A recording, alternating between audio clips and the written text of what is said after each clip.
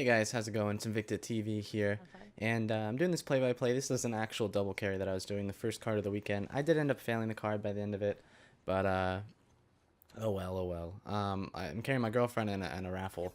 Well, technically, the girlfriend won the raffle as well, but that's because there weren't many people there at the start of the stream.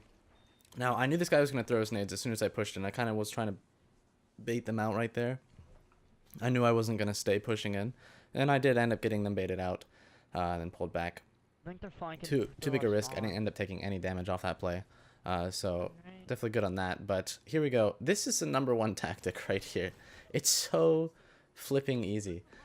Just simply using the sword to peek that angle. Unfortunately, I was a little too close to that. Let me get rid of this nade. Just simply peeking the angle and with your sword and being able to immediately headshot somebody as you come around the corner. And I mean immediately. Like, what it looks like to them is ridiculous. If you guys have not seen my sword video, my sword tactics video, I actually specifically showcase that spot for like most of my different ways of using the sword. It's because this is like the #1 spot in the game, I think, to do it. And so many players go inside, thinking inside is the best. Inside used to be the best. I'm gonna double skip nading. And it's not. It's definitely not. Outside's definitely clearly the superior positioning. And anybody that lanes that tunnel, if you're inside or if you're outside, can easily get worked by using this tactic. It's something that I've done all weekend to just cream the competition, getting countless like double carry like stats where even if it's not a double carry, like my partner and the carry will go negative or like double negative, whatever it is, and I'm sitting there like triple positive still, just because this tactic is so dang easy. And you guys, if you guys aren't using this tactic or something similar to it, you're only doing half of what you can do to be the best you can be. And you know, that's something that some people can argue, but there's not really much room to argue it. You know, like, no matter who you are, no matter how good you are, this is something that can help you be even better. And it's not necessary. There's a fine line between this can make you better and this is necessary still. Don't get me wrong. Unfortunately, I'm going to miss this snipe. I was a little bit too late on it. I was surprised he got it because he moved away and then the revive came up. A little bit of lag time there. You guys know Destiny. But yes, no matter who you are, you know, this is something you can do to be better, and it doesn't necessarily mean that it is necessary to do to be the best. Not necessarily the best you can be. Obviously, if it makes you better than the best you can be, it would be necessary for it. But to win your matches, to win tournaments, maybe stuff like that. Like that guy, I knew he was not fully regent, and so I went for the another body shot and ended up pushing it with super energy just to wrap up that round. Saw them both to the left. Even if I pushed in, knowing I'd get 1, I wasn't 100% expecting 2, but regardless, I knew we could have swept. And I wanted to use it early there, use my super early there, because the sooner I use my super, the sooner I get it back. Which means with the way things have been going this match, I'll basically be at another super by the time that they get any kind of super worthwhile. And they won't have a super this round, so we can just win this round easy on heavy. I got orbs for my teammates. There we go. Got the headshot damage, so that becomes 42. Instead of what would have been 21. No, even it would have been 30, I guess, at that distance. It's a 1.5 times multiplier. But anyway, I got the headshot damage, so I knew to just go for the body after that. A lot of people have been on my case about going for bodies, and I think that's a bit silly.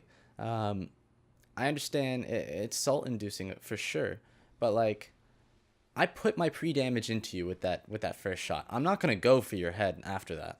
Or if you're kind of pushing me and you're laning me, and I'm looking at you, I'm not gonna go for the headshot and take that extra time, which starts you to, allows you to get time to start staggering me, and then I just lose my gunfight. I'm going to obviously just go for the quick body shot. Now look at this guy. This is a moment where, you know, I know exactly where he is thanks to my peeking, etc. And I can even aim up ahead of time. Watch how many times I just rotate around to the same position. Pulled it slightly too early. You could clearly see that was slightly too early there. Let's do it again though. They're just letting me rotate in the same position. You may be like, well, this is super cheap, Invicta, but like, look at these guys. They're sitting there camping. Look at that. That was so close. I don't know how that was not a hit. They're sitting there camping though. Like, you can't complain about my play style when this is the playstyle that I'm specifically countering. If they weren't sitting there laning and camping angles, then this playstyle right here would not be anywhere near effective. Now when I sword swing like that, as sword swing boost, it does glitch up the camera angle a little bit, so my camera angle's a little bit more off, and I can't 100% do what I'm used to doing with it. But yeah, it specifically counters campers, which is why I've been doing so well on this map. And just carrying, time, game after game, time after time, so easily. This has been one of the easiest maps for me. It's because players camp so hard. Here we go, Goldie popped, angling it. Guys, if you pop your Goldie, don't just run down the fucking tunnel. Like, use your fucking brain. I'm vehement about that. Like, play as if you're not in Goldie, and then still just get the Goldie hits. Like, I don't understand. The mindset is like, well, I got Goldie, I'm invincible, and you just kind of run down it. Like, he wasn't looking for the angles. You could have seen via radar that I was in that spot, and he's just running down like nothing's gonna happen to him. Okay, easy pick, headshot. And obviously our teammate had Blade, and Kenzie and I played point. My girlfriend and I played point. So yeah, you guys should use this tactic. It's one of the tactics that's gonna help you get even further in the game, be even easier. It's something that doesn't go away just because you don't have sniper ammo either. So in Destiny 2, swords are back in Destiny 2. If they continue to have this third-person angle, it is something I will be abusing. It is something that a lot of players will probably begin abusing, especially because you don't have power ammo a lot of the time. So you'll have your players that like your power ammo players like that specifically are the ones chosen to go get power ammo all the matches, and then the other players on your team, the other 1 or 2 players on your team, perma sword 100% of the time.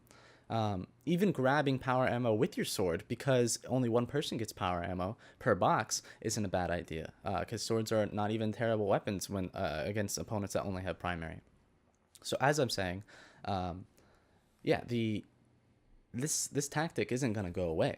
This tactic, so long as, now, like, once more, swords are confirmed in D2, but we're not 100% sure yet if they're going to continue to have this third-person angle. I haven't seen it yet, anyway. I'm assuming so, because the reason why they clearly had the third-person angle is because it would feel bad if you had to sit in first-person only.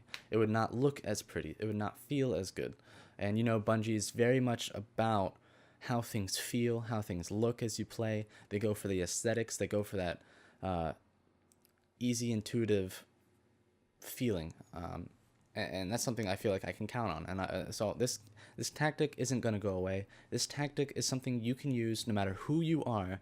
And I know there's some sweats out there that are pretty like, I don't need this stuff, I just use emotes, and they're not the same, dude. They're not the same.